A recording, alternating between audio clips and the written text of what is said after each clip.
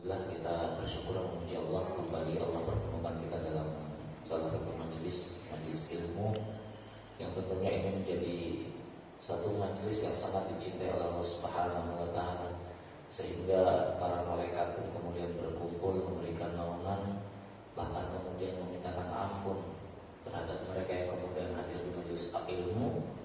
Bahkan bukan kemudian para malaikat, termasuk seluruh binatang-binatang hatta khut, sampai kemudian binatang-binatang yang ada di lautan, mereka senantiasa memintakan ampun terhadap hamba-hamba Allah yang kemudian hadir di majelis ilmu. Kita sadar bahwasanya lisan kita terlalu pelit untuk mengucapkan kalimat istighfar. Lisan kita terlalu sedikit untuk mengucapkan kalimat istighfar. Maka kita minta bantuan dari makhluk-makhluk Allah yang lain agar kemudian mereka sudi untuk mengistighfarkan kita, memintakan ampun dosa-dosa kita kepada Allah Subhanahu wa taala. Salah satunya adalah dengan banyaknya kita menghadiri majelis ilmu, karena seluruh makhluk Allah Subhanahu wa taala sampai kemudian binatang-binatang di lautan pun akan kemudian ridho memintakan kepada Allah untuk mengampuni dosa mereka yang hadir di majelis ilmu.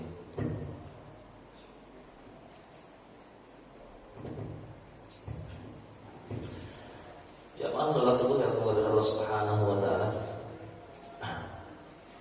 Ini pertemuan kita ketiga, kita kajian di fikih sirah, satu pembahasan yang cukup urgent ya, mengingat kehidupan Nabi sallallahu alaihi wasallam ini menjadi bagian tak terpisahkan dari kewajiban syariat yang Allah Subhanahu wa taala tetapkan.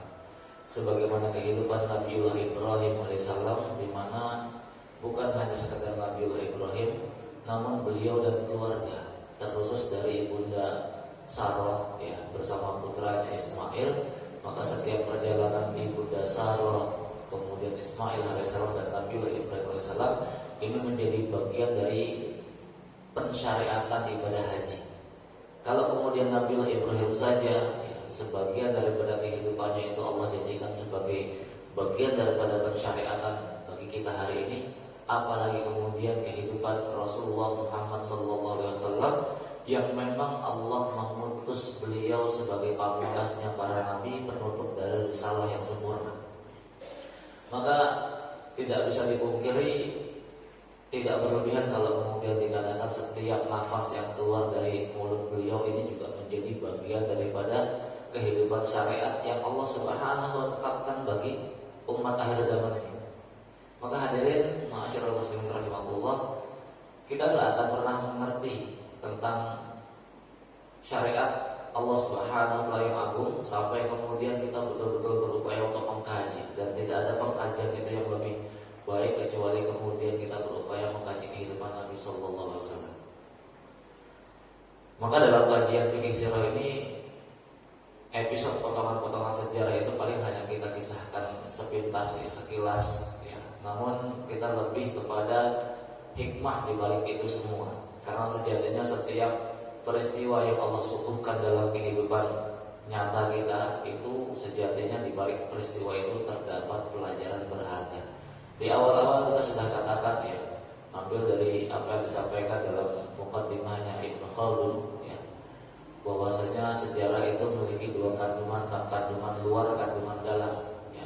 Kandungan luar dia hanya berisi tentang cerita, kisah, nama tokoh, nama tempat ya, yang kita semua bisa menikmati itu semua tanpa kemudian harus mengadakan pengkajian lebih mendalam. Namun kandungan dalam ini yang berisi lebih kepada karakteristik sejarah, ibrah, pelajaran penting, dan kemudian hukum ya. Ini merupakan bagian daripada perjalanan kandungan daripada sejarah yang tidak semua orang kemudian Allah berikan kemampuan untuk bisa memilah itu semua ya. Maka dalam buku fikih sirah ini kita coba mengkompil dari dua buku ya, karena kedua-duanya saling melengkapi. Kita masih dalam pembahasan muqaddimah ya. Dan pagi ini kita berbicara tentang latar belakang kenapa Allah Subhanahu wa taala menjadikan Jaziratul Arab sebagai labuhan terakhir untuk menurunkan syariat yang sempurna. Kalau dalam ayatnya Allah kemudian menyebutkan Allahu a'lamu haitsu yaj'alu risalatah. Allah dan yang maha mengetahui mau diletakkan kemana risalah ini ya. Maka tentunya ketika ternyata kok Jaziratul Arab ini menjadi pilihan yang Allah ambil untuk menyempurnakan syariatnya, tentunya di balik itu semua terdapat pelajaran-pelajaran luar biasa. Karena nggak mungkin kemudian Allah sangat memilih itu, nggak mungkin. Ya, sehingga perlu hal yang kemudian perlu ada sesuatu yang kemudian kita kaji apa yang melatar belakangi, bukan dalam rangka mempertanyakan keputusan Allah, enggak ya. Ya, bukan dalam rangka mempertanyakan keputusan Allah Subhanahu wa taala. Namun pengkajian kita tentunya berupaya untuk apa? Dengan pengkajian tersebut bertambahnya keimanan kita, bertambahnya keyakinan kita. Karena semakin kemudian kita mengkaji, kita akan semakin mendapati bahwasanya Islam itu betul-betul dini yang sempurna. Tidak ada kemudian campur tangan manusia sama sekali. Kalau kemudian mau dibandingkan dengan ideologi-ideologi yang lain, maka kemudian kita dapati bahwasanya Islam ini betul-betul hadir dari Rabbnya manusia. Sekali lagi nggak ada campur tangan manusia. Jamaah sekalian Allah Subhanahu wa taala. Sebagaimana kita ketahui bahwasanya bangsa Arab itu diapit oleh dua negara adidaya besar saat itu ya. Karena kekuatan dunia saat itu berporos di dua kekuatan besar, yaitu Romawi dan Persia. Nah, kita tahu bahwasanya Persia itu didominasi oleh ajaran khurafat, khayalan, ya, termasuk paganisme juga karena mereka menyembah api. Sementara pada saat yang sama Romawi itu didominasi oleh dua kekuatan, yaitu kekuatan gereja dan kekuatan kolonial. Ya. Artinya gereja dengan paham Kristiannya, paham Protestannya, sementara pihak penguasa itu berupaya untuk menebarkan paham-paham Kristiannya dengan kekuatan militer. Ya. Dan masing-masing dua negara adidaya ini juga sudah memiliki kebudayaan dan peradabannya sendiri-sendiri. Akan tetapi peradaban mereka, ya kita tahu kalau di film-film tentang Romawi itu kan isinya ya bisa dibilang satu bangsa yang sama sekali tidak memiliki adab dan akhlak, moralnya betul-betul rusak. Pada saat yang sama bangsa Arab juga hidup di tengah-tengah mereka, namun kondisi kultur, kondisi geografis mereka menjadikan orang-orang di luar Arab ini kesulitan untuk kemudian menembus wilayah Jaziratul Arab karena memang bentengnya luar biasa, benteng laut dan benteng gunung-gunung cadas. Sehingga praktis bisa dibilang bangsa Arab itu Jaziratul Arab satu wilayah yang dia nggak terkontaminasi oleh pengaruh-pengaruh dari luar. Kalau bisa dibilang, diibaratkan bangsa Arab saat itu seperti emas murni, ya. Cuman dia belum diolah, masih bahan baku. Sehingga siapa nanti yang mengolah bahan baku berupa emas itu, ya tergantung kepiawaian si pengolahnya, mau dijadikan koin logam ataupun menjadikan perhiasan indah. Nah ini bangsa Arab itu lebih kepada bahan baku seperti tadi, karena dia belum terkontaminasi oleh berbagai macam pemikiran, berbagai macam filsafat, berbagai macam kebudayaan. Hanya satu yang kemudian mengikat bangsa Arab, yaitu hukum suku. Agama di bangsa Arab saat itu memang juga bermacam-macam. Cuma sepakat agamanya paganisme, namun mereka memiliki Tuhan yang bermacam-macam pula. Gak ada sesuatu yang kemudian mengikat mereka. Satu-satunya hal yang mengikat mereka adalah hukum suku itu sendiri. Yang mana sama Allah Subhanahu wa taala, nanti ketika kita berbicara tentang kekuatan kabilah itu menjadi perkara paling luar biasa, ya. Karena nggak bisa dipungkiri, kekuatan kabilah itu juga menjadi penopang awal dari tersebarnya ajaran Islam itu sendiri. Kita tahu bahwa ketika Rasulullah SAW mau kemudian menebarkan dakwahnya, beliau mencari suaka terlebih dahulu siapa yang kemudian mau melindungi dirinya, kan begitu, ya. Kenapa? Karena salah satu karakteristik bangsa Arab itu, mereka ketika kemudian sudah menyatakan diri, ya kamu dalam perlindungan saya, itu betul-betul memberikan pembelaannya, memberikan pembelaan mereka terhadap keluarga mereka. Mereka siap mati untuk membela orang yang sudah diberikan tanggung jawab. Ini luar biasa. Salah satu faktor yang kemudian menjadikan kekuatan suku itu luar biasa seperti itu. Itu sesuatu yang nggak pernah kita dapatkan dalam kehidupan kita hari ini, ya. Di negeri Nusantara ini kita hidup lebih kepada ya sudah nafsi-nafsi masing-masing, ya. Jangankan tetangga, dalam keluarga saja juga terkadang diabaikan begitu. Cuman kalau di Arab enggak, ya, mereka betul-betul menjaga. Kenapa? Kalau Allah Subhanahu wa taala menyebutkan laqad manallahu 'alaikum, ya. Huwa alladzi ba'atsa fil ummiyina rasulan minhum yatlu 'alaihim ayatihi wa yuzakkihim wa yu'allimuhumul kitaba wal hikmah wa in kanu min qablu lafi dhalalin mubin. Kalimat terakhir wa in kanu min qablu lafi dhalalin mubin, yang sebelumnya mereka itu berada di dalam kesesatan yang nyata. Nah, kalimat sesat di sini itu tidak bermakna celaan, Pak. Ya. Tidak bermakna celaan, namun bermakna lebih kepada apa? Sifat maklum. Ya. Padahal dahulu kamu berada di dalam kesesatan yang nyata. Allah menyebutkan mereka berada di dalam kesesatan yang nyata, itu bukan bermakna Allah mencela mereka. Bukan lebih kepada makna celaan, namun lebih kepada makna maklum. Ya, karena hidayah belum ada, wajar deh kalau dia belum dapat petunjuk gitu, ya. Bisa dipahami gitu ya. Artinya apa? Bangsa Arab saat itu dengan kebobrokan akhlaknya, dengan kebobrokan moralnya, dengan mereka disebut sebagai kaum jahiliyah, itu sebutan bukan sebutan celaan, namun sebutan maklum lantaran memang belum ada hidayah yang masuk di tengah-tengah mereka. Bukankah kita dapatkan bahwasanya Allah Subhanahu wa taala pun menyebutkan Rasulullah SAW saat itu, ya, sebelum datangnya wahyu itu, Allah menyebutkan wa wajadaka dhallan fahada. Dan kami didapati kau wahai Muhammad dalam keadaan tersesat. Apakah ini maknanya celaan? Enggak. Maklum, kenapa? Karena belum adanya petunjuk. Ya kayak misalnya kita menyikapi anak kecil yang kemudian bersikap semuanya maklumnya wajar namanya anak kecil kan gitu ya. Kenapa? Karena belum ada ilmu yang masuk kepada mereka. Sama bangsa Arab dengan seluruh kerusakan yang ada di tengah-tengah mereka sehingga mereka dikatakan sebagai kaum jahiliyah. Itu dikatakan mereka sesat. Ya ini sesuatu pemakluman karena memang belum ada hidayah, belum ada manusia yang kemudian mengajarkan mereka. Maka Allah utus di tengah-tengah mereka seorang Rasul. Gitu ya. Allah menyebutkan Rasul tersesat saat itu sesuatu yang wajar. Kenapa? Karena memang belum Allah berikan petunjuk.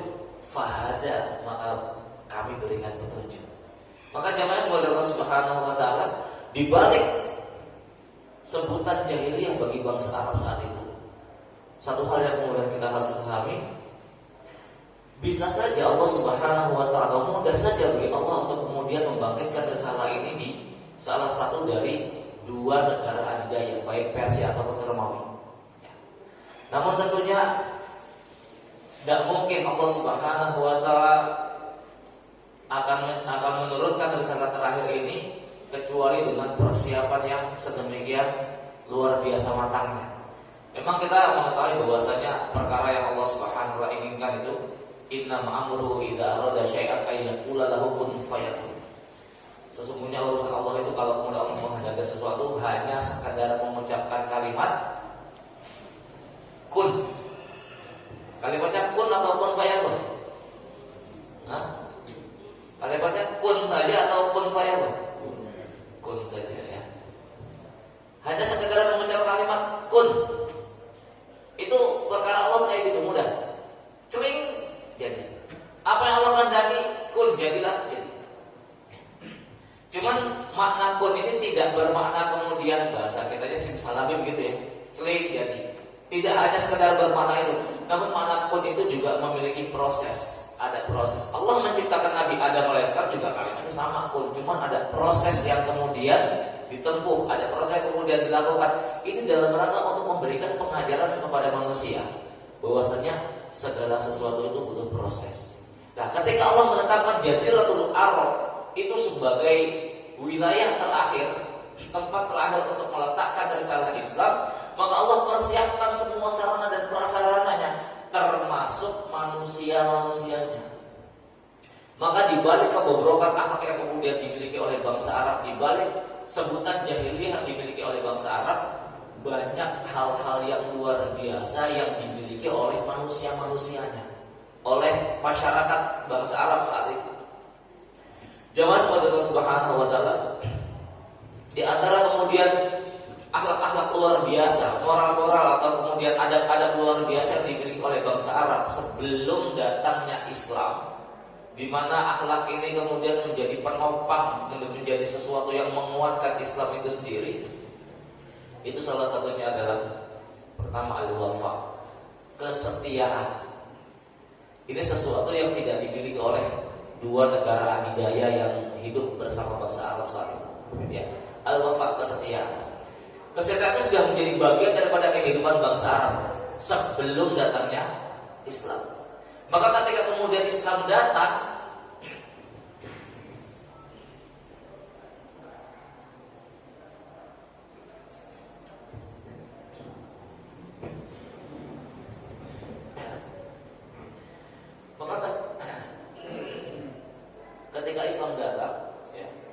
mereka menjadi manusia-manusia yang betul-betul siap mengorbankan segala sesuatunya untuk sesuatu yang sudah mereka yakini. Ya. Apa buktinya? Apa yang kemudian dilakukan oleh seorang sahabat bernama Miqdad bin Aswad Al-Kindi. Ya, tatkala ini terjadi peristiwa pertempuran Badar. Pertempuran Badar kita tahu ya, perang Badar ini menjadi awal perang besar antara Islam dengan orang-orang kafir, dan dia menjadi penentu bagi perjalanan Islam setelahnya.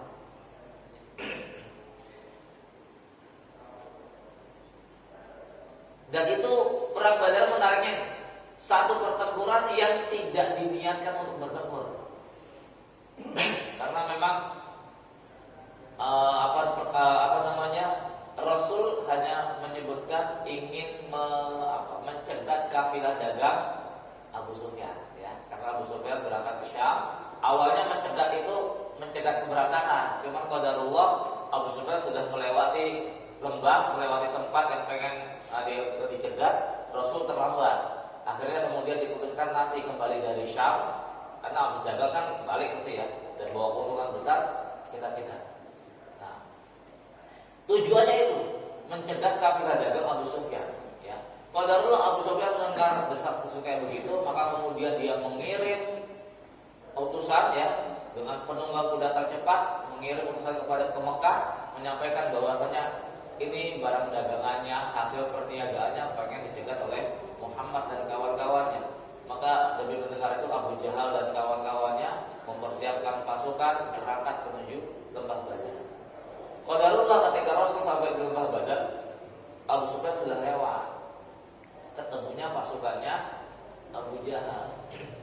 Allah mengabadikan dalam surat Al-An'am, wa id ya'idukumullah ihda ta'ifataini annaha lakum wa tawadduna anna ghaira dzati syauqati takunu lakum wa yuridullahu ayyuhiqqal haqqa bi kalimatihi wa yaqta'a dabiral kafirin. Ingatlah tatkala kemudian Allah menjanjikan salah satu dari dua pasukan, pasukannya Abu Sufyan atau pasukannya Abu Jahal. Dan para sahabat saat itu memilih bertemu dengan pasukannya Abu Sufyan. Kenapa? Karena pengawalnya sedikit, harta gunimahnya banyak, kan begitu. Namun apa yang Allah kehendaki itu gak kayak begitu. Ya, Allah pengen kemudian betul-betul menjadikan agama ini zahir, ya. Agama ini muncul, agama ini diakui. Maka kemudian Allah pertemukan pasukan Rasulullah SAW dengan pasukannya Abu Jahal. Gak tanggung-tanggung. Sahabat Badar berapa orang, Pak? Berapa jumlah pasukan Badar? 313. Hah? 313 yang paling masyhur, ya, fluktuatif ya. Kalau dalam catatan sejarah ada 314, ada 317, ada.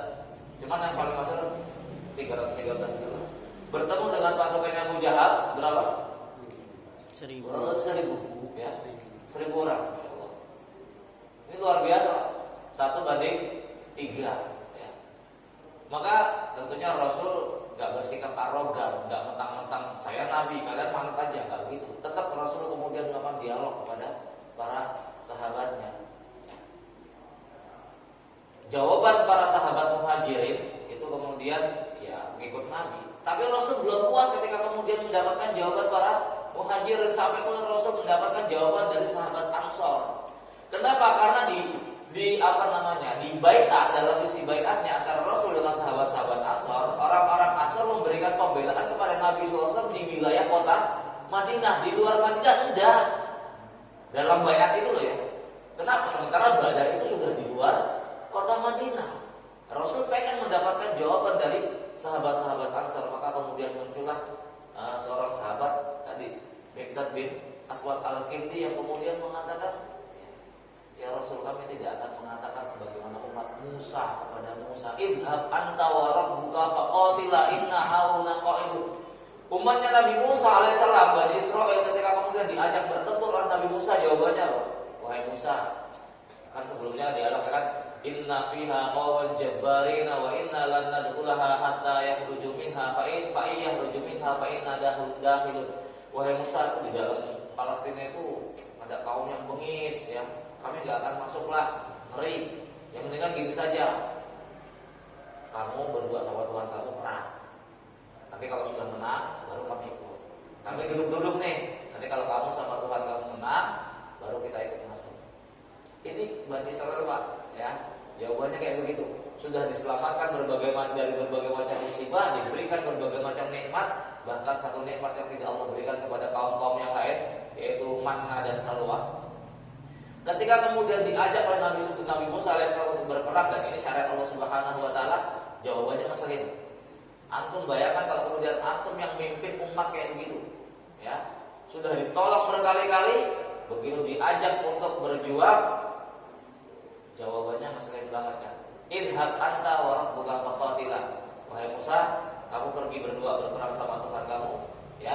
Inna hauna qaidun, kami bakal duduk leyeh-leyeh nonton gitu kan. Begitu menang baru kami ikut masuk. Ini jawaban kaum Nabi Musa kepada Nabi Musa. Namun Miqdad bin Aswad Al-Kindi kemudian mengatakan, kami tidak akan mengucapkan kalimat itu. Namun yang kami ucapkan adalah idhab anta wa rabbuka faqatila inna ma'akuma muqatilun. Wahai Rasul, kami tidak akan mengucapkan sebagaimana yang diucapkan umat Nabi Musa kepada Musa, namun kami akan mengucapkan, pergilah engkau wahai Rasul bersama Rabbmu berdua berperang, kami akan senantiasa mengikutimu. Ya. Sikap kesetiaan ini bukan sesuatu yang kemudian tiba-tiba, Pak. Artinya apa? Itu sudah tertanam lama dan itu sudah menjadi bagian daripada kultur bangsa Arab saat itu. Karena kesetiaan itu bukan sesuatu yang dibuat-buat, ya kan? Bukan sesuatu yang bisa dibuat-buat, bukan sesuatu yang kemudian tiba-tiba. Dia sudah bisa dibilang pendidikan sudah lama dari nenek moyangnya kayak begitu. Itu baru satu sisi, belum sisi-sisi yang lain. Sisi kedermawanan, ya. Kita tahu bahwasanya bangsa Arab itu satu bangsa yang mereka kalau sudah berbicara tentang menghamburkan harta itu sesuatu yang malu kalau kemudian sukunya dikenal suku yang pelit, itu malu. Maka perkara-perkara kemaksiatan yang terjadi di tengah-tengah mereka seperti misalnya ya, perjudian, itu juga tujuan utamanya salah satunya apa? Untuk menghambur-hamburkan uang, di mana perjudian yang mereka lakukan kalau kemudian yang main judi menang, itu hasilnya nggak dimakan sendiri. Justru hasilnya dibagi-bagi gitu. Kenapa? Karena sifat dermawan yang ada di dalam jiwa mereka itu sudah tertanam lama. Dari nenek moyang mereka, dari bapak-bapak mereka, nenek moyang mereka, kedermawanan itu sudah betul-betul luar biasa. Kisah yang menarik itu kisah Hatim At-Ta'i. Hatim At-Ta'i itu, ini sebelum Islam datang Pak. Kisah Hatim At-Ta'i ini terkenal sangat dermawan sekali. Bahkan masyhur, kalau ada tamu datang kepada dirinya minta sesuatu, nggak mungkin nggak dikasih, pasti dikasih. Hingga satu saat datanglah seorang tamu berkunjung kepada Hatim At-Ta'i, ya. Kemudian qadarullah pada saat itu tidak ada makanan yang kemudian bisa disuguhkan. Satu-satunya binatang yang tersisa kuda kesayangan Hatib At-Ta'i yang berwarna putih. Demi memuliakan tamu, ini akhlak lagi nih, akhlak sendiri lagi. Ya, adabnya bangsa Quraisy itu yang namanya ikramud duyuf, memuliakan tamu itu menjadi perkara yang luar biasa, yang betul-betul mereka jaga. Ya, salah satu dalam kisah ini, demi memuliakan tamu yang kemudian datang berkunjung ke rumahnya Hatib At-Ta'i, kemudian membeli kuda satu-satunya kuda kesayangan, kemudian disuguhkan dagingnya kepada sang tamu. Singkat cerita, ngobrol panjang lebar, ya. Sang tamu kemudian mengatakan menyampaikan tujuan daripada bertamunya. Tujuannya apa? Kalau boleh saya pengen minta kuda Anda yang warnanya putih. Kaget nggak? Ya, telat ngomongnya. Baru kita makan bareng-bareng tadi. Kurang lebih begitu loh ya. Kira-kira nih kalau misalnya kudanya nggak disembelih, itu tamu datang kemudian minta kudanya dikasih nggak? Dikasih, kalau disembelih aja rela gitu ya, demi memuliakan tamu. Coba antum bayangkan akhlak semacam ini itu sudah ada di tengah-tengah mereka sebelum Islam datang. Maka kan kita dapatkan dalam satu hadis ya, Rasul menyebutkan innama bu'istu liyutammima makarimal akhlak. Aku diutus untuk menyempurnakan akhlak manusia. Maknanya apa? Bangsa Arab saat itu sekalipun mereka dikenal jahiliyah, bukan berarti mereka gak ngerti akhlak yang baik. Akhlak mereka sudah baik, akhlak mereka sudah mulia. Cuman belum sempurna, datangnya Nabi untuk menyempurnakan. Apa kekurangannya sehingga dikatakan belum sempurna? Akhlak mereka tidak dibingkai dalam kerangka iman, itu masalahnya. Sehingga kebaikan akhlak mereka, kebaikan sikap mereka terhadap tamunya, kedermawanan yang mereka miliki, kesetiaan yang mereka miliki, ketika Islam ini belum datang, gak punya nilai di hadapan Allah, gak berbuah pahala di hadapan Allah. Kenapa? Belum dibingkai dalam kerangka iman, itu masalahnya. Maka datangnya Nabi menyempurnakan akhlak orang-orang Arab saat itu, ya, khususnya ya, umumnya manusia, mereka sudah memiliki cikal bakal akhlak yang baik, belum sempurna karena belum diikat dengan kerangka iman. Akhlak-akhlak tersebut menjadi luar biasa lagi ketika seluruh kebaikan akhlak ini dilakukan dengan landasan iman kepada Allah. Baru kemudian akhlak itu akan memiliki nilai di hadapan Allah di hari kiamat. Sering kita sampaikan bahwasanya amal baik dan manusia selamanya gak akan berubah menjadi amal soleh kalau kemudian dilakukan bukan lantaran faktor iman. Karena kan pemicu kita beramal, pemicu manusia beramal itu kan macam-macam, Pak. Ya, ada seseorang beramal lantaran memang ya ini sudah bagian daripada adat kita lakukan kayak begitu lah. Landasannya faktor ada. Ada seseorang beramal lantarannya, apalagi perkara-perkara sosial. Faktornya lantarannya kita sama-sama manusia, sudah menjadi kewajiban kita lah hidup bersosial, ya. Cuma kita sebagai mukmin rugi kalau kemudian landasannya kayak begitu. Ketika kita melakukan amal-amal kebaikan dalam Islam, maka pastikan landasan itu yang menggerakkan kita melakukan amal itu faktor iman yang kita miliki, sehingga amal kita gak kemudian sia-sia, bukan hanya sekedar mendapatkan pujian di manusia, namun lebih daripada itu mendapatkan apresiasi dari Allah Subhanahu wa Ta'ala. Itu kalau landasannya iman. Paham sampai sini ya? Jamaah sekalian Allah Subhanahu wa Ta'ala, itu baru dua, al-wafa ya, kesetiaan dan kedermawanan. Kemudian yang ketiga, yang kemudian karakter dimiliki bangsa Arab, itu sifat kejujuran. As-sidqu, sebuah sifat yang masya Allah ini perkara mahal. Kenapa? Setelah Islam Rasul menyebutkan kan, alaikum bis-sidqi fa inna sidqa yahdi ilal bir fa innal birra yahdi ilal jannah wa innar rajula la yasduqu hatta yuktaba indallahi siddiqan. Kemudian lanjutan hadisnya sebaliknya, perkara dusta. Rasul menyebutkan hendaklah kalian bersikap jujur, karena kejujuran itu pasti menghantarkan seseorang kepada kebaikan, dan kebaikan pasti menghantarkan seseorang kepada jannah. Sungguh seseorang senantiasa berbuat jujur hingga dicatat di sisi Allah sebagai seorang yang jujur. Artinya perkara kejujuran itu gak kemudian tiba-tiba. Itu perjalanan panjang sehingga akhlak kejujuran menjadi bagian daripada tak terpisahkan sebuah bangsa. Apa bukti nyatanya? Bukti nyatanya tatkala kemudian Abu Sufyan yang saat itu posisinya masih sebagai musuh bagi Nabi SAW. Ya.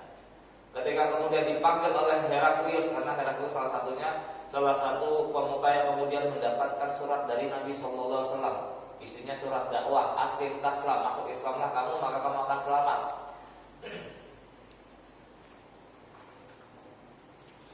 Heraklius Raja Romawi kemudian memanggil pedagang-pedagang Arab.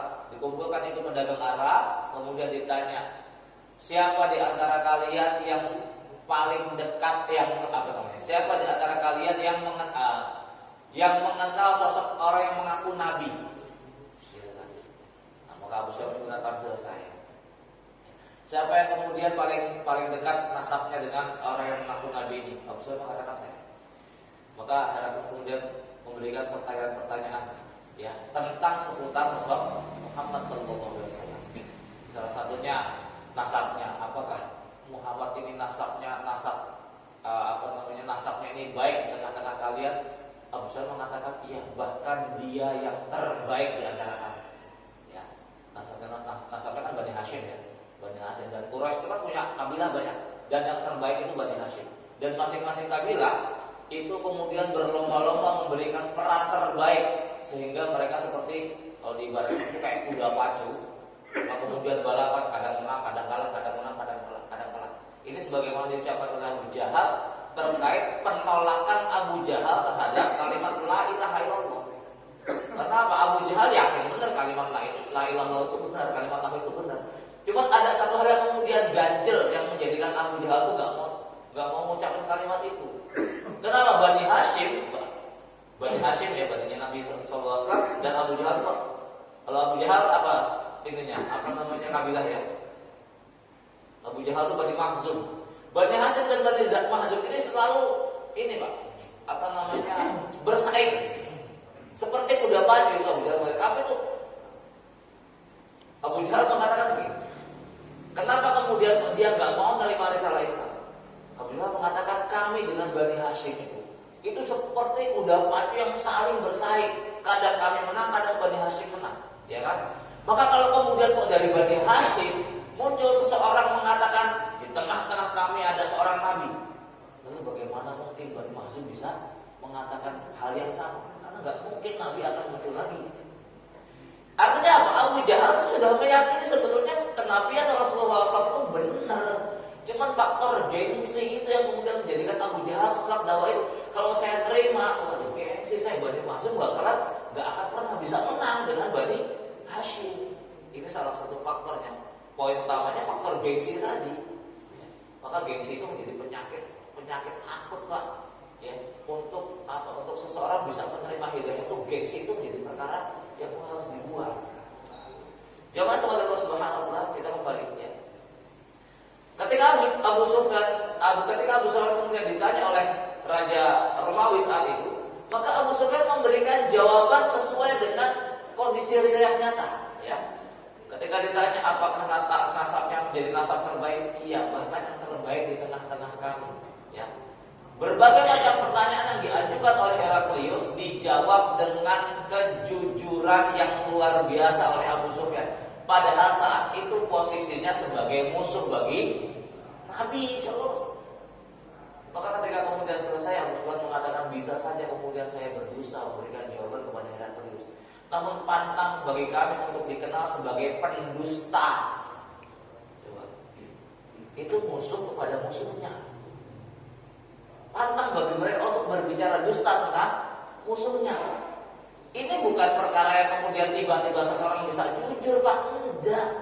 Ya, kejujurannya ini tadi sebagaimana dalam hadis wa innar rajula la yasduqa. Seseorang akan senantiasa dia berlaku jujur sampai kemudian dicatat di sisi Allah sebagai seorang yang jujur. Sebagaimana ketika seseorang terbiasa melakukan kedustaan, dikit-dikit bohong, itu bakal dicatat di sisi Allah karena saking seringnya itu hatta yuktaba indallahi kadzdzab, sampai kemudian dicatat di sisi Allah sebagai seorang pendusta. Itu sama Ya kita dapatkan juga kayak begitu Pak, seseorang ketika sekali dua kali dia bohongin kita gitu ya, bikin sesuatu yang seolah-olah luar biasa namun ternyata pencitraan gitu.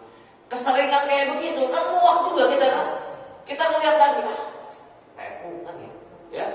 Artinya itu sudah tertanam, sudah apa, sudah menjadi apa istilahnya, karena seringnya dia melakukan kayak begitu sehingga dalam otak manusia yang lain sudah dapat dia udah biasa kayak begitu lah, tukang bohong, tukang tipu, sehingga apa namanya label itu tersemat di dalam jiwa, di dalam diri seseorang lantaran terlalu seringnya orang lain menyaksikan perkara kayak begitu. Seseorang dikenal jujur, ya saking seringnya itu perbuatan itu dilakukan, maka orang lain pun dengan sukarela akan menyebutkan dia orang jujur Pak, ya itu seperti itu. Dan ini bukan sesuatu yang tiba-tiba, namun itu sesuatu yang sudah berlaku sedemikian lama sehingga kejujuran itu betul-betul menjadi karakter daripada bangsa Arab itu sendiri. Ya. Di tengah-tengah sifat jahiliyah mereka memiliki akhlak-akhlak yang luar biasa. Keberanian, kejujuran, kesetia kawanan, kedermawanan, ya. Dan ini menjadi perkara-perkara ketika ini disentuh dengan nilai-nilai Islam, maka ini menjadi sesuatu yang bisa mengangkat Islam itu sendiri. Kita bayangkan kalau kemudian Islam kok diputus di tengah-tengah kaum yang pengecut. Sama kayak Bani Israel tadi, ya, diajak berjuang, nggak ada yang mau gerak. Bayangkan kalau kemudian Islam kok diputus di tengah-tengah kaum yang demennya, sukanya bohong, ya nggak akan pernah bisa berkembang. Bayangkan kalau kemudian Islam ini diputus di tengah-tengah kaum yang pelitnya luar biasa. Padahal dalam Islam dibutuhkan pengorbanan bukan hanya sekedar jiwa, namun juga harta, atau sebaliknya bukan hanya sekedar harta, namun juga jiwa. Jamaah sekalian Allah Subhanahu wa taala, inilah keunggulan-keunggulan, salah satu keunggulan kemudian dimiliki oleh bangsa Arab dari segi manusianya. Ya. Belum lagi kalau kemudian kita bicara dari segi letak geografisnya. Artinya apa? Sekali lagi, ketika Allah memutuskan Jaziratul Arab sebagai labuhan terakhir risalah ini, maka Allah persiapkan wilayahnya, Allah persiapkan manusia-manusianya. Kan begitu. Allah persiapkan manusia-manusianya. Sedikit kita berbicara dari segi geografis, ya. Ternyata penulis buku ini juga beliau sudah pernah melakukan penelitian. Kalau kemudian dilihat dalam peta dunia, maka ternyata bangsa Arab itu berada di tengah-tengah. Jaziratul Arab itu berada di tengah-tengah titik dunia. Dan kita tahu Mekah itu kan porosnya dunia ya. Dan penelitian sudah banyak melakukan itu. Poinnya apa? Kalau kemudian berada di tengah-tengah, tentunya lebih mudah menyebarkan sesuatu dari center, kan, bareng sama daripada kemudian dari ujung kanan atau dari ujung kiri. Maka kita nggak temukan ya para nabi dan rasul tengah-tengah dari wilayah selatan, utara, kan nggak ada ya, rata-rata dari wilayah timur kan. Baik dari mulai Nabi Ibrahim alaihissalam ya, itu kan di wilayah itu ya maksudnya. Karena memang tadi penyebaran dakwah itu lebih mudah kalau kemudian bukan dakwah saja, segala sesuatu lebih mudah disebarkan kalau kemudian ada dari pusatnya ya, merata. Kemudian dari segi apa ya, geografisnya tadi kita katakan bahwasanya bangsa Arab ini, Jazirah Arab sudah memiliki benteng alami sendiri, sehingga kesulitan bagi musuh untuk menggempur Jazirah Arab dari luar. Benteng gunung-gunung cadas, gunung-gunung batu. Ya. Kalau yang sudah umroh dan haji atau mungkin proses ke sana, kita dapatkan kayak begitu. Gunungnya gunung batu semua Pak ya, nggak ada tumbuhan tapi batu cadas semua itu. Kemudian benteng laut, itu tentunya kesulitan bagi musuh dari luar untuk bisa nembus Jaziratul Arab.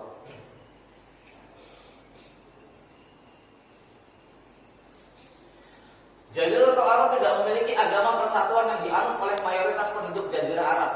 Artinya apa? Mereka agamanya memang pagan, ya, sama-sama penyembah berhala, cuman masing-masing suku punya Tuhan sendiri-sendiri. Gak ada sesuatu yang mengikat mereka, ya. Maka di sini menariknya dakwahnya Nabi Pak. Dakwahnya Nabi menariknya dakwahnya Nabi itu. Nabi nggak kemudian ketika berdakwah ikut alur, nggak kemudian ikut arus, enggak. Artinya kalau orang-orang Arab, ketika misalnya ada orang lain bawa ajaran agama baru, ya, itu metodenya sama dengan apa yang sudah dilakukan oleh bangsa Arab, sehingga bangsa Arab nggak ada yang komen, ya udah silakan aja kamu dakwahin agama kamu, ya. Yang penting jangan musik keyakinan saya kan begitu. Nah, cuma ketika Rasul kemudian menyampaikan dakwahnya, ini yang kemudian berbeda. Rasul tentang arus.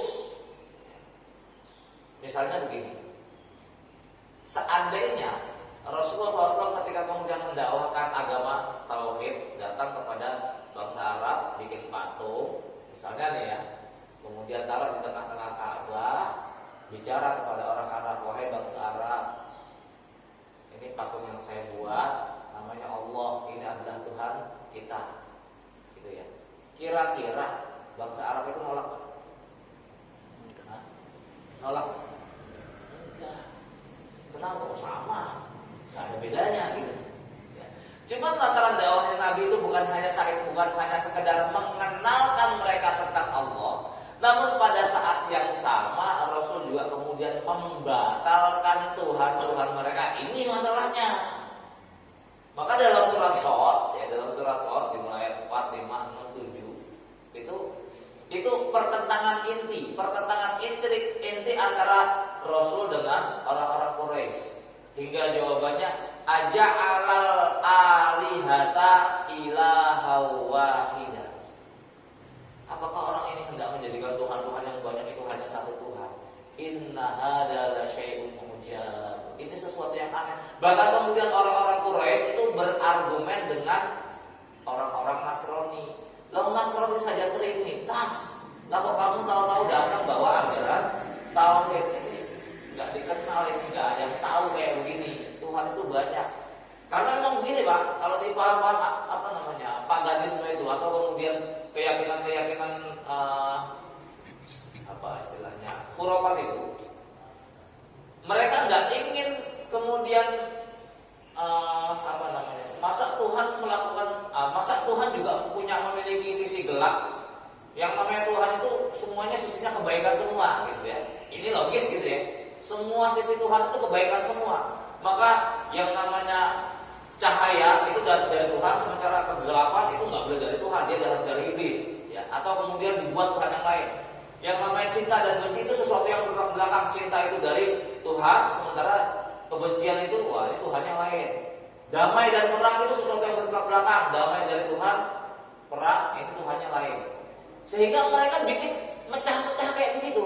Jadi pokoknya kalau Tuhan yang baik-baik itu yang putih-putih lah ya, kebaikan, kemudian kasih sayang, damai, cinta. Ini Tuhannya sendiri. Sementara yang lain perang, benci, pembunuhan, apa segala macam ini dari Tuhan yang lain.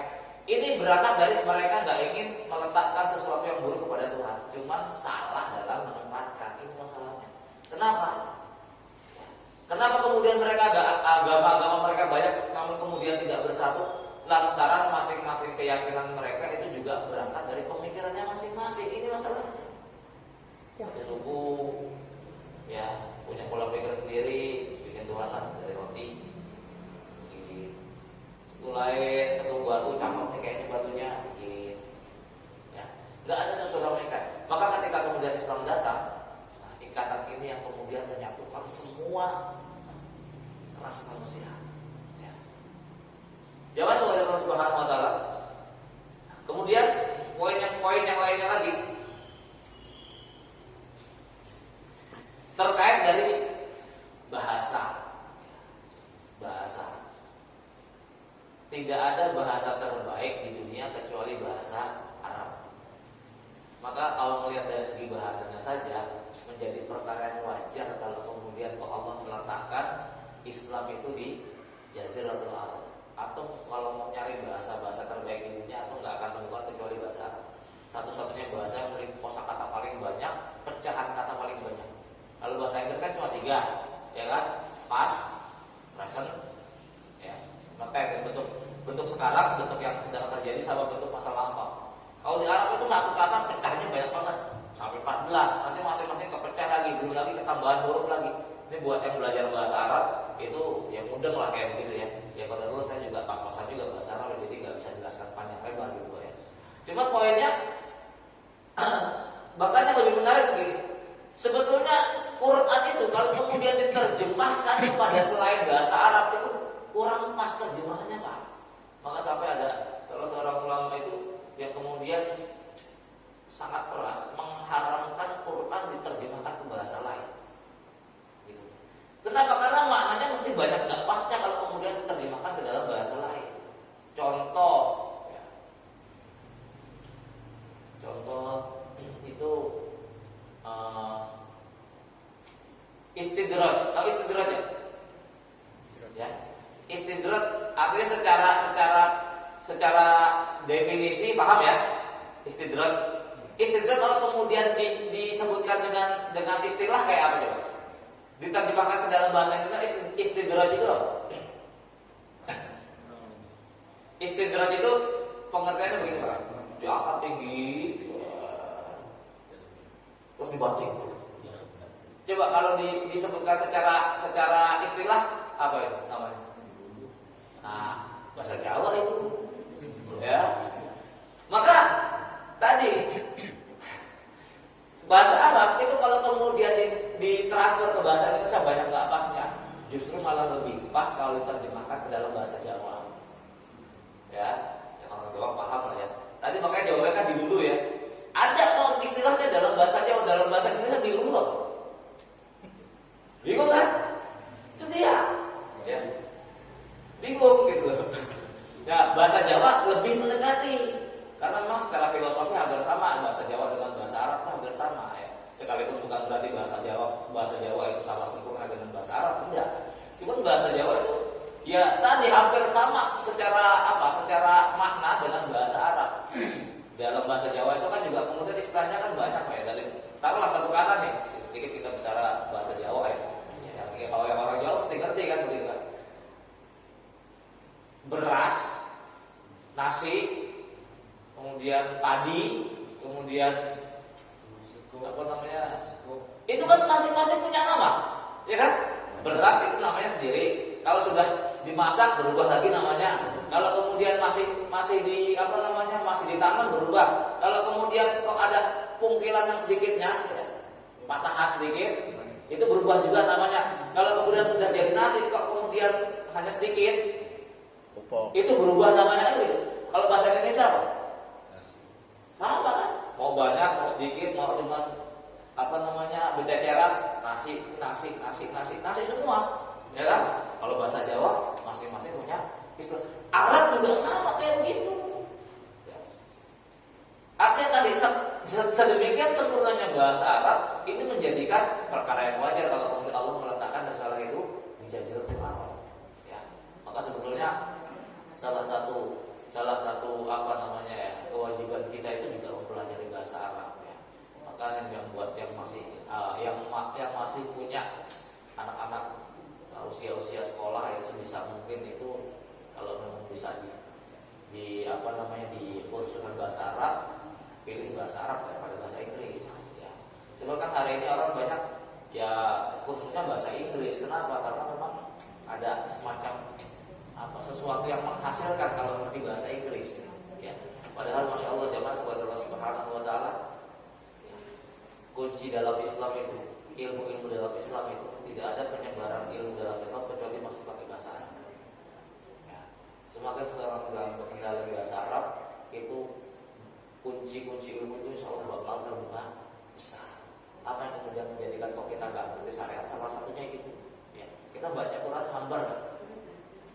Hambar nggak ketika kita baca Quran? Lewat gitu saja kan? Kenapa? Karena nggak ngerti apa yang kita baca. Lewat-lewat saja. Apalagi kalau kemudian tajwid tafsirnya masih berantakan, tambah hambar itu baca Qurannya. Sekalipun tetap nilai pahala loh Pak ya. Tetap nilai pahala itu nggak hilang insya Allah ya. Cuma kan kita menjadi kurang greget kalau kemudian baca sesuatu tapi nggak paham apa yang kita baca. Ya. Maka coba dalam baca Quran ini sedikit kita ubah metodenya, baca satu ayat, baca lagi terjemahannya.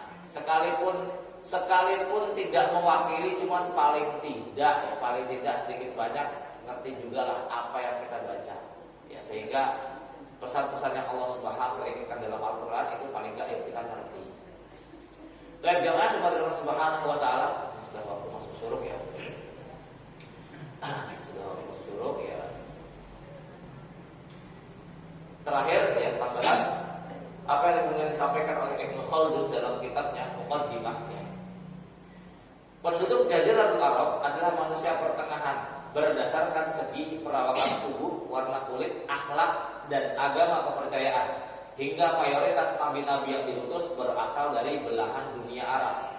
Kita tidak pernah mendapatkan adanya berita kenabian yang muncul dari belahan selatan atau belahan utara, karena nabi dan rasul harus memiliki kesempurnaan dari segi fisik dan moral. Mengutip firman Allah Subhanahu wa taala, kuntum khairu ummah, kalian adalah umat terbaik. Seorang nabi itu nggak mungkin cacat, seorang nabi nggak mungkin kemudian punya kekurangan. Kenapa? Semuanya sudah dihandle oleh Allah Subhanahu wa taala. Allah persiapkan sedemikian rupa. Apalagi nabi terakhir penutup risalah Muhammad sallallahu alaihi wasallam. Maka sebelum Rasul akan menjadi nabi, orang Arab pun sudah mengenalnya Al-Amin. Perawakannya juga nggak ada yang kalahin Nabi sallallahu alaihi wasallam. Dari segi fisik, dari segi luar, dari segi dalam, itu nggak ada yang kemudian meragukan sisi Muhammad sallallahu alaihi wasallam. Maka satu-satunya menjadikan bangsa Arab itu orang-orang kafir Quraisy menolak dakwah Nabi, ya murni dakwahnya karena ganggu kepentingan lah. Kalau kemudian Abu Jahal itu menerima dakwahnya Nabi, mau nggak mau dia harus tunduk kepada Nabi dan kemudian menyerahkan semua urusan Jaziratul Arab kepada Muhammad SAW, dan ini mengganggu income dia masalahnya. Ya, paham sampai situ ya. Maka kalau kemudian orang ada dakwah kebenaran kok banyak orang nolak, bahkan kemudian diperangi, itu mesti ada sesuatu yang terganggu dari mereka yang memerangi. Wallahu a'lam. Jamaah sholat di Allah Subhanahu wa taala. Demikian ya, beberapa poin dari apa yang melatar belakangi kenapa Jaziratul Arab, baik dari segi orangnya ataupun dari segi kultur, bahasa, kebudayaan atau letak geografis dari bangsa Arab tersebut, sehingga ini menjadi sesuatu yang wajar kalau kemudian risalah ini Allah letakkan di Jaziratul Arab. Ada yang diskusi, silahkan. Masalah ya. Ya, sedikit saja. Ya, tadi telah dipaparkan begitu bagusnya akhlak, kejujuran, serta hukum-hukum yang diletakkan di Arab seperti hukum kisos yang menjadikan efek jerah. Apakah itu yang menjadikan negara itu baldatun thayyibatun wa rabbun ghafur? Lalu pertanyaan saya, bagaimana kalau di Indonesia ini yang bikin hukum dengan semau-maunya seperti tadi Ustadz bilang pencitraan gitu, itu apakah bisa terus terjadi seperti di Arab, baldatun thayyibatun wa rabbun ghafur?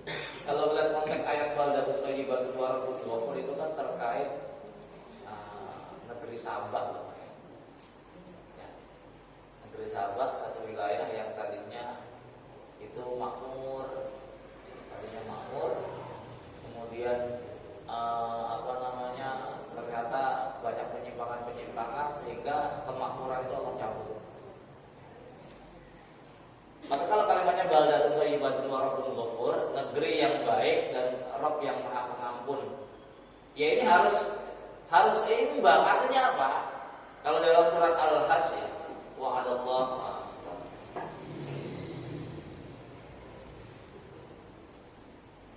konsep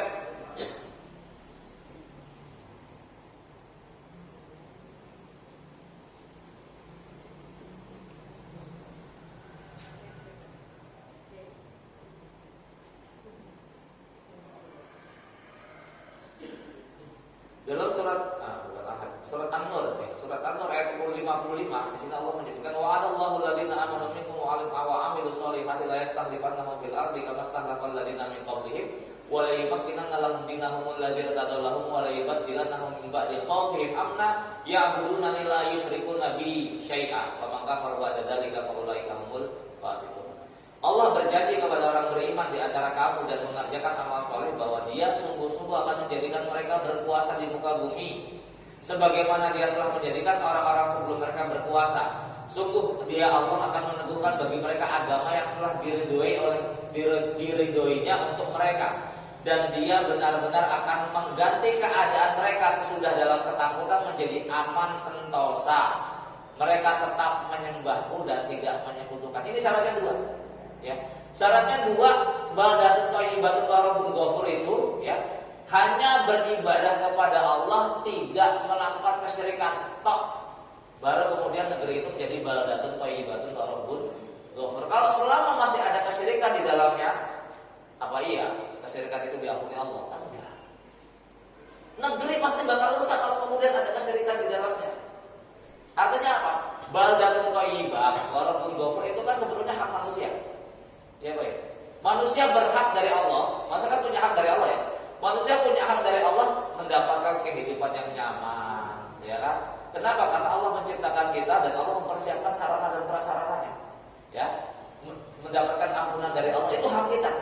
Namun jangan pernah berbicara hak sebelum kita menunaikan kewajiban kita, Pak. Perkaranya kita sering kemudian diajarkan, kamu ambil hak kamu itu, hak kamu ambil. Cuma kita nggak pernah diajarkan untuk menunaikan kewajiban, itu masalahnya. Kita tuntut dari Allah apa yang menjadi hak kita, cuma kita nggak pernah memberikan kewajiban kita kepada Allah. Maka baldatun thayyibatun wa rabbun ghafur itu tadi syaratnya dua. Beribadah hanya kepada Allah, nggak ada kesyirikan. Selama kesyirikan itu masih ada di dalam sebuah negeri, nggak mungkin baldatunnya thayyibah, Rabbnya ghafur itu nggak mungkin. Cuman yang jadi masalah di kita itu, ya, pola pikirnya yang penting gak ganggu saya, itu yang kemudian dilakukan. Orang lain mau melakukan apa, yang penting saya gak terganggu, ya monggo silahkan. Artinya apa? Kepentingan kita kan begitu. Yang penting kepentingan saya gak terganggu. Sementara kita gak pernah mau peduli kepentingan Allah Subhanahu wa Ta'ala. Seseorang melakukan kesyirikan, siapa yang disakiti? Orang nih, nyembah kuburan, ya. Kita sakit ya? Terganggu nggak? Enggak, Pak. Tapi yang sakit siapa? Yang tersakiti siapa? Allah. Maka dikatakan bahwasanya inna syirka la zulmun azim. Kezaliman paling besar itu kesyirikan. Kenapa? Itu menyakiti Allah, Pak. Permasalahannya ketika Allah tersakiti, kita nggak merasa disakiti, akhirnya kita biasa-biasa saja, kan gitu. Ya, nggak ada pembelaan. Melihat orang melakukan kesyirikan biasa-biasa saja. Maka nggak mungkin kalau kemudian kesyirikan kok merajalela di tengah-tengah sebuah negeri, apalagi sampai pemimpin yang melakukan. Berharap negerinya baldatun thayyibah wa rabbun ghafur. Bahasa iklannya ngimpi gitu ya. Gitu. Jadi syarat itu harus terpenuhi terlebih dahulu. Ya, iman beribadah hanya kepada Allah dan tidak menyekutukan. Wallahu a'lam. Gitu ya. Baik jemaah sahabat Allah Subhanahu wa Ta'ala, demikian mudah-mudahan ini yang memberikan manfaat dan mudah-mudahan apa yang kemudian kita lakukan pagi ini menjadi satu cabang amal soleh. Berharap Allah menjadikannya menjadi berubah-ubahnya menjadi pahala. Allahumma amin. Aku qouli hadza subhanakallahumma wa bihamdika asyhadu an la ilaha illa anta astaghfiruka wa atubu ilaik. Wa sallallahu ala nabiyyina Muhammad. Assalamualaikum warahmatullahi wabarakatuh.